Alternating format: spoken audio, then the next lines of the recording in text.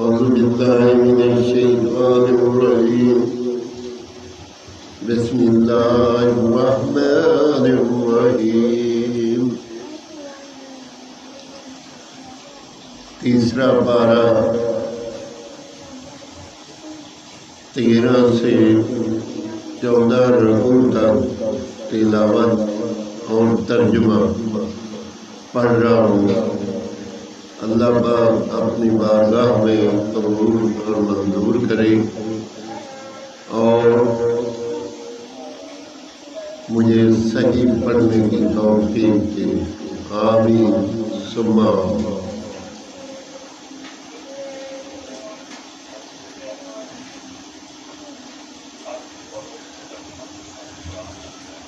إذ قال الله يا عيسى إني متوفيك ورافعك إلي ومطهرك من الذين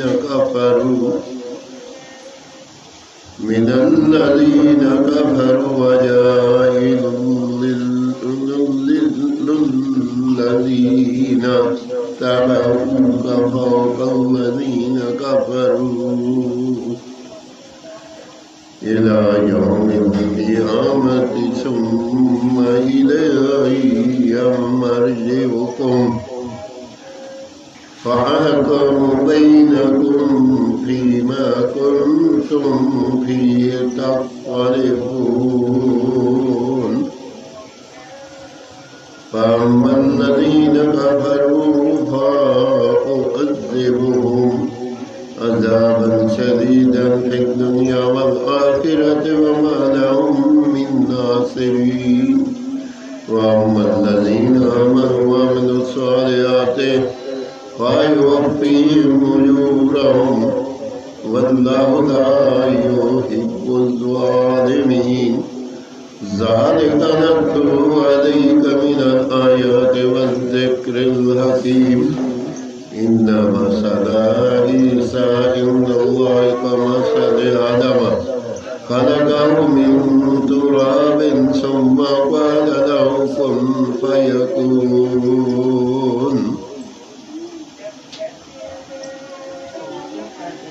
ترجمہ کنزیمان۔ اور کافروں نے مکر کیا اور اللہ عمر تک پہنچاؤں گا اور تجھے اپنی طرف اٹھا دوں گا اور تجھے کافروں سے پاک کر دوں گا اور تیرے پیماؤں کو قیامت تک تیرے ملکوں پر غلبہ دوں گا، پھر تم سب میری طرف پلٹ کر آؤ گے تو میں تم میں فیصلہ فرما دوں گا۔ جس بات میں جھگڑتے ہو تو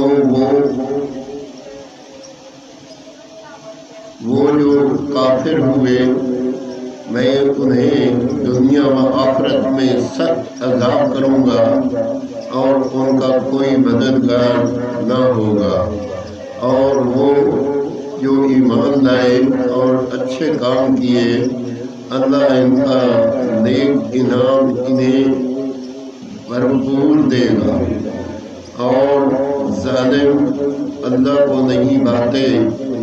یہ ہم تم پر پڑھتے ہیں کچھ ایتیں اور حکمت والی نصیحت۔ عیسیٰ کی کہاوت اللہ کے نزدیک آدم کی طرح ہے، اسے مٹی سے بنایا پھر فرمایا ہو جا، وہ فوراً ہو جاتا ہے۔ الحق من ربك فلا تكن من الممترين فمن حاجك فيه من بعد ما جاءك من العلم فقل تعالوا ندعو أبناءنا وأبناءكم ونساءنا ونساءكم وأنفسنا وأنفسكم ثم نبتهل لعنة الله على الكاذبين إن هذا لهو القصص الحق وما من إله إلا الله وإن الله لهو العزيز الحكيم۔ اے سننے والے، یہ تیرے رب کی طرف سے حق ہے، تو شک والوں میں نہ ہونا۔ پھر اے محبوب، جو تم سے عیسیٰ کے بارے میں محبت کریں، بات اس کے اگر تمہیں علم آ چکا تو ان سے فرما دو، آؤ ہم بلائیں اپنے بیٹے اور تمہارے بیٹے، اور اپنی عورتیں اور تمہاری عورتیں، اور اپنی جانیں اور تمہاری جانیں، پھر مباہلہ کریں تو جھوٹوں پر اللہ کی لعنت ڈالیں۔ یہی بے شک سچا بیان ہے، اور اللہ کے سوا کوئی معبود نہیں، اور بے شک اللہ ہی غالب ہے، حکمت والا۔ فَإِن تَوَلَّوْا فَإِنَّ اللَّهَ عَلِيمٌ بِالْمُفْسِدِينَ۔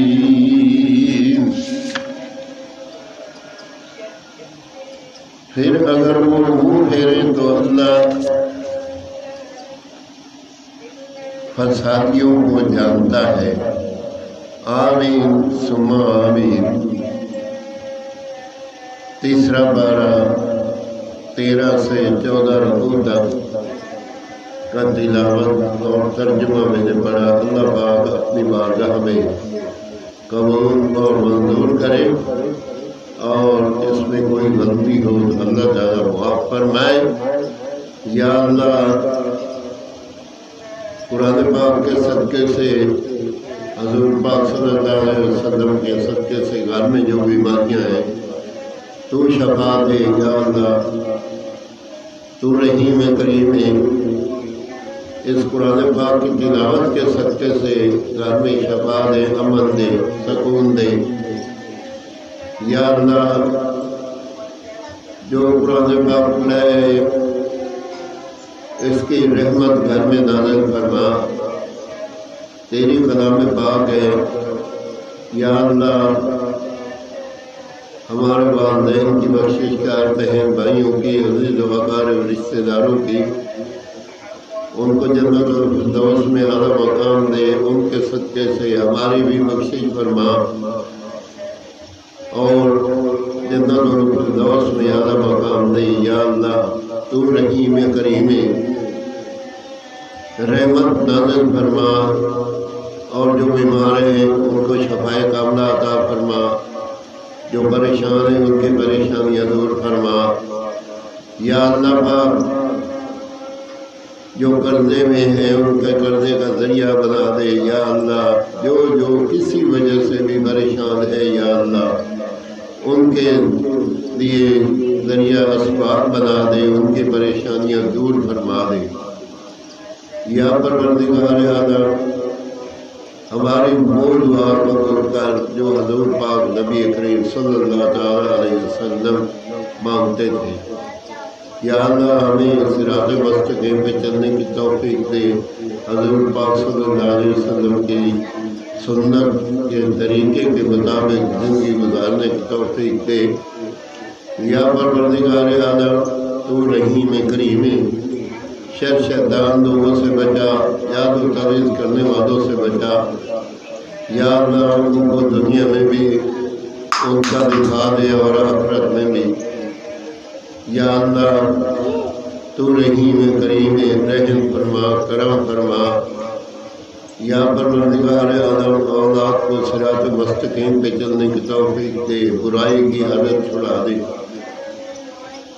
یا اللہ، بچیوں کے گھروں میں سکون پیدا کر، ان کی صحت دے، ان کے بچوں کی صحت دے۔ یا پروردگار عالم، ان کو ایک گھر میں امن اور سکون دے، خوشیاں تقسیم کر دے۔ یا اللہ، تو رحیم کریم رحم فرما، کرم فرما۔